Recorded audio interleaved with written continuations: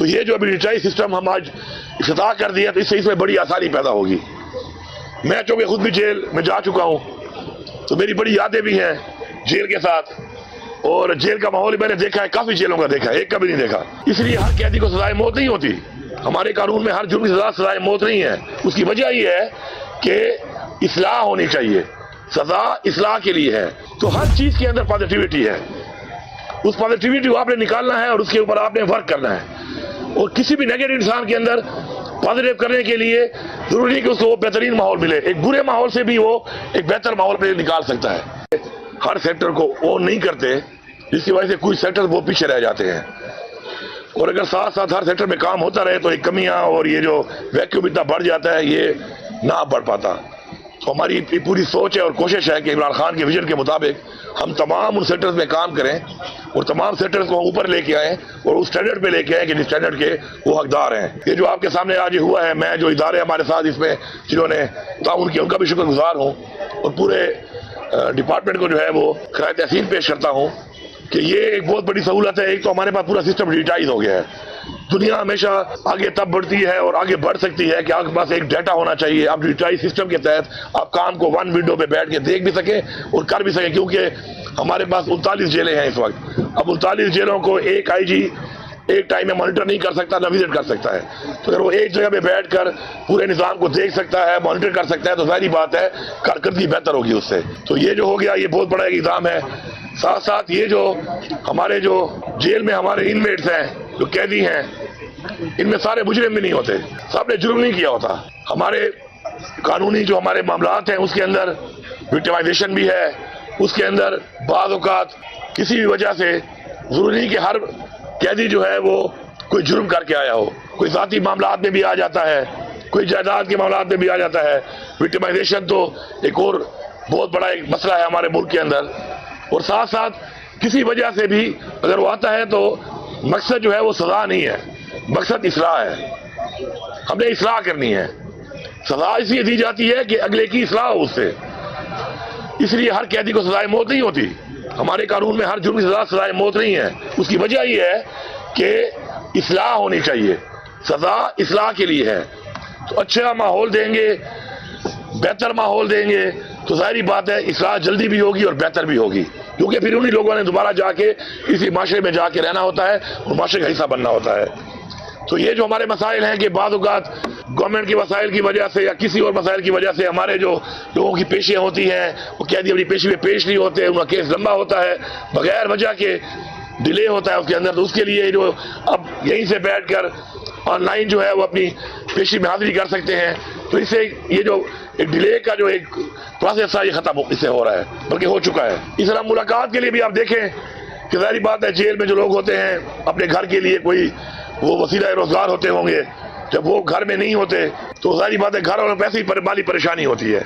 और साथ साथ फिर उनको मिलने के लिए आने के लिए कोई कहाँ से जब आता है तो जाहिर बात है पैसे लगते हैं। तो इसी तरह घर से बैठ के अगर वो उनकी मुलाकात कर लेंगे, उसका हाल अहवाल देख के और बाई वीडियो देख कर तसल्ली हो जाती है कि वो ठीक ठाक है और आपस की बातचीत भी हो जाती है।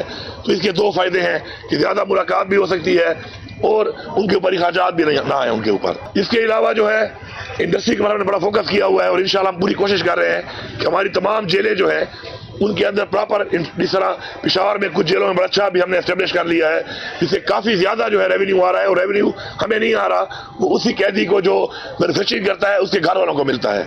तो मुझे बड़ी खुशी हुई, जो मैं लेता रहता हूँ जब फीडबैक के ऐसे भी कैदी हैं कि जिनको एक महीने में 50,000 से भी ज़्यादा मिला है काम करने का, तो वो पैसा उनके घर वालों को ट्रांसफर हो जाता है। तो बजाय वो बोझ बनने के, लायबिलिटी बनने के अपने घर के अफराद के ऊपर, वो कन्वर्ट हो रहे हैं कि उनके लिए एसेट बन रहे हैं, कि उल्टा उनकी मदद कर रहे हैं यहाँ बैठ के काम करके। तो उस पर इंशाल्लाह अगले इस साल के मैं समझता हूँ कि एंड तक हमारी जितनी भी जेलें हैं सब के अंदर हमें उस एरिया के मुताबिक या जिसका मार्केट में जिसकी डिमांड है जिस चीज़ की, उनकी ऐसी इंडस्ट्रियाँ लगा लेनी चाहिए ताकि हमारे कैदी जो हैं वो जेल में बैठ कर भी रोज़गार की तरफ जाएं और अपने घर वालों के लिए एक सहारा बने। मैं खाने के हवाले से भी बड़ा कंसर्न पहले दिन था, जैसे मैं आया तो मैंने पहले जब मीटिंग ली तमाम डिपार्टमेंट, तो मैंने उनसे कहा कि खाने के मयार को बेहतर से बेहतर होना चाहिए। तो उसके लिए हमने जितना हमारा बजट था खाने का उसको डबल किया और उससे मयार माशाल्लाह काफ़ी बेहतर हुआ है और मज़ीद भी हम उसको बेहतर करेंगे। और उसके ऊपर मॉनिटरिंग भी ज़रूरी है कि मॉनिटरिंग भी हो कि जो पैसा हम दे रहे हैं क्या वो पैसा उसी स्पिरिट के साथ लग रहा है और लोगों को वो चीज़ मिल रही है।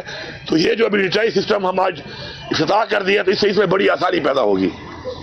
मैं चूँकि खुद भी जेल में जा चुका हूँ तो मेरी बड़ी यादें भी हैं जेल के साथ, और जेल का माहौल मैंने देखा है, काफ़ी जेलों का देखा है, एक का भी नहीं देखा। तो मैं ये समझता हूँ कि जेल में जो इंसान होता है तो उसकी इस्लाह के लिए बड़ी ज़बरदस्त जगह है जेल। मैं बताना चाहता हूँ, मैं बचपन से जब से मैंने नमाज शुरू की तो मैं जो आपकी दुआएं चेंज होती रहती हैं जब आप दुआ करते हैं। वक्त के साथ साथ हमने स्पोर्ट्स भी खेली, इंटरनेशनल लेवल पे नेशनल लेवल पे खेली। तो जब आप टूर्नामेंट खेल रहे हो तो आप कहते हैं अल्लाह मुझे जितवा दे, मैच जितवा दे। ये एक्स्ट्रा आपकी जो टेम्पररी दुआएं होती है जो ऐड होती रहती हैं आपके हालात के मुताबिक, कुछ परमानेंट होती हैं आपकी। तो मेरी जो परमानेंट दुआ में एक दुआ थी वो ये थी कि या अल्लाह मुझे तौफीक अता फरमा। हमेशा से मैं दुआ करता था कि मैं नमाज पढ़ा करूँ। इंसान जो है वो चूँकि इंसान खता का पुतला है तो मैं नमाज में इतना ज़्यादा पर्टिकुलर नहीं था, पाबंद नहीं था। जेल जाने के बाद माशाल्लाह मुझे एक जो सबसे बड़ा फ़ायदा हुआ ये हुआ कि मैंने नमाज फुल शुरू कर दी पाबंदी के साथ, और वो आदत इंशाल्लाह मेरी बरकरार है अभी तक। तो अगर जब मैं खान साहब को मिला और बातें हुई तो मैंने कहा खान साहब वो छोड़े, मेरे साथ क्या हुआ क्या नहीं, वो गुजर गया। मैं एक बार बता रहा हूँ कि शायद मेरी ये दुआ जो है वो जेल में कबूल होनी थी, तो इसलिए मुझे जेल जाना पड़ा और वो मेरी दुआ कबूल हो गई है माशाल्लाह। तो हर चीज़ के अंदर पॉजिटिविटी है, उस पॉजिटिविटी को आपने निकालना है और उसके ऊपर आपने वर्क करना है। और किसी भी नेगेटिव इंसान के अंदर पॉजिटिव करने के लिए जरूरी नहीं कि उसको बेहतरीन माहौल मिले, एक बुरे माहौल से भी वो एक बेहतर माहौल पे निकाल सकता है। तो अल्हम्दुलिल्लाह हमारी पूरी कोशिश है इस बात के ऊपर कि हम अपने लोगों की वहाँ पे प्रॉपर इस्लाह करें, इस्लाह करके उनको अपॉर्चुनिटी दें कि वहाँ पे अपने लिए वो रोज़गार भी कमा सकें, उनके फैमिलीज के लिए फैसिलिटीज़ दें ताकि वो उन पे बोझ ना बने, बल्कि उनके साथ कम से कम अखराजात के साथ उनसे मुलाकात कर सकें। उनके केसेस के लिए हमारा फ़र्ज बनता है ताकि फैसला जल्दी हो, मेरिट पे हो, कि हम उनको अपॉर्चुनिटी दें कि वो उधर अपने केसेस को पैरवी प्रॉपर हो जाए। और उस वजह से हमारी कोताही की वजह से, हमारे किसी गैप की वजह से गवर्नमेंट के ये ना हो, तो उसके लिए आज ये बहुत बड़ा इक़दाम ले लिया गया इंशाल्लाह। वो फ़ोन पे भी दिखाया है, वीडियो में आपने देखा होगा। मैं आपको जेल के अंदर और भी बता दूँ एक्सपीरियंस एक। तो मैं जब वहाँ पे जेल में था, यहाँ तो खैर ज़्यादातर मुलाकात मुझे छोड़ी नहीं यहाँ पर, क्योंकि पता नहीं कहाँ ले जाते थे, पता भी नहीं था कि जेल होती थी कि पता नहीं क्या होता था। लेकिन जब मैं कराची सिंध जब गया तो उधर जेल में प्रॉपर मैं एक जेल में चला गया। तो वहाँ पर वो मेरे भाई मुझे मिलने जब आए तो उन्होंने कहा मुलाकात, और ये फ़ोन वाला ये सिस्टम था। तो वो फ़ोन पे जब सामने नज़र भी आ रहे थे तो मैंने हेलो हाय की। तो 1 मिनट गुजरा तो मैंने कहा नमाज का टाइम हो रहा है, मैं जा रहा हूँ। उन्होंने कहा यार पहली दफ़ा मुलाकात हो रही है, कोई गप लगा ले। मैंने कहा मैं क्या गप लगाऊंगा, मैं जेल में पड़ा हूँ, मेरे पास कोई गप नहीं है। मैंने कहा बस ठीक है, सब अच्छा है। दूसरा, इस दौरान में 1-2 दफ़ा जब मुझे ट्रांसपोर्ट करते थे, अच्छे लोग भी होते हैं, मजबूरियाँ होती हैं, इसलिए मैं सबको समझाता हूँ किसी की एक चीज़ को आप एक एंगल से ना देखें, मजबूरी भी हो सकती है। तो बीच में 2 दफ़ा जब मुझे ट्रांसपोर्टेशन को मेरी बहुत ज़्यादा रही है, मैं तकरीबन घूमता ही रहा हूँ गाड़ियों में, तो अच्छे लोगों ने मुझे एक दफ़ा कहा कि जी आप फ़ोन पे अगर बात करते हैं तो आपको घर में बात करा देते हैं। तो मैंने कहा मेरी बात ना कराओ। उन्हें क्यों? मैंने कहा मैं कमज़ोर हो जाऊँगा, तुम मेरी घर बात कराओगे मेरे बच्चों से तो शायद मैं कमज़ोर हो जाऊँ। मैंने कमज़ोर नहीं होना। तो मुझे अपॉर्चुनिटी दी गई अच्छे लोगों के दरमियान में कि मैं बात कर लूँ अपने घर में, लेकिन मैंने उसको अवॉइड किया। वो इसलिए कि मैं समझता था कि शायद मैं कमज़ोर रहा हूँ उससे। तो हर चीज़ में अच्छे लोग भी हैं, बुरे लोग भी हैं। आप हमेशा तस्वीर के एक रुख को ना देखा करें, उसके दूसरे रुख को भी देखा करें। अगर आपके साथ किसी बंदे ने कोई ज़्यादती की तो हो सकता है उसकी मजबूरी भी हो, उसके ऊपर प्रेशर हो, प्रेशर ना ले सका और आपसे ज़्यादती कर ली हो, तो उसके ऊपर कोई भी फैसला करने से पहले, किसी के बारे में राय कायम करने से पहले मेरा ये पैगाम होगा कि आप राय कायम ना किया करें। सोच समझ के तसल्ली के साथ कोई भी राय कायम आप करते हैं, क्योंकि राय कायम करना एक बहुत बड़ी बात है, तो उसमें हर एंगल को आप देखा करें। मैं आखिर में एक बार फिर आप सबका शुक्रिया अदा करता हूँ कि आप लोगों ने जो एक काम किया, बेहतरी के लिए काम किया, बहुत पहले होना चाहिए था, चलो आज हो गया।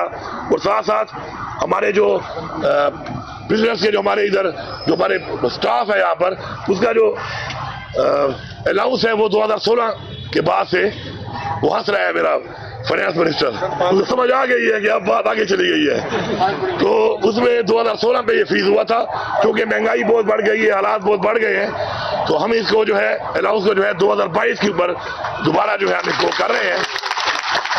आपने ताली नहीं मारी सर, फाइनेंस मिनिस्टर ने ताली हल्की मारी ना, जोर से मार, दोबारा आप मारे ना तो इससे भी जोर से मरवाए। तो अल्हम्दुलिल्लाह यहाँ मैं ये भी बता जाऊँ आपको कि हमारे इस गवर्नमेंट आने के बाद हमें फख्र है इस बात पे कि हमने इतना रेवेन्यू इंक्रीज किया है कि पाकिस्तान की तारीख में भी कभी नहीं हो सका, और दुनिया की तारीख में भी जो मुल्क ऊपर गए हैं जिसकी हम बात करते हैं, सिंगापुर टाइप के जिन्होंने बहुत जल्दी अपने आप को उठाया है, तो हमारे सूबे की जो परसेंटेज है वो कल रात की 49% इंक्रीज है हमारे रेवेन्यू की, बावजूद इसके कि हमारे जो मामलात है, लॉ एंड ऑर्डर के हालात है, हमारी ट्रेड बहुत ज़्यादा बंद है लॉ एंड ऑर्डर की वजह से, उसके बावजूद भी इंशाल्लाह। तो इसलिए मैं जब इस तरह का ऐलान करता हूँ तो फाइनेंस डिपार्टमेंट को ज़्यादा तकलीफ नहीं होती, कम होती है, क्योंकि बस इंशाल्लाह आपने काफ़ी कुछ जमा किया, और हमने जमा इसलिए किया है कि आवाम के ऊपर हम लगाएंगे और अपनी आवाम को इंशाल्लाह फैसिलिटी देंगे।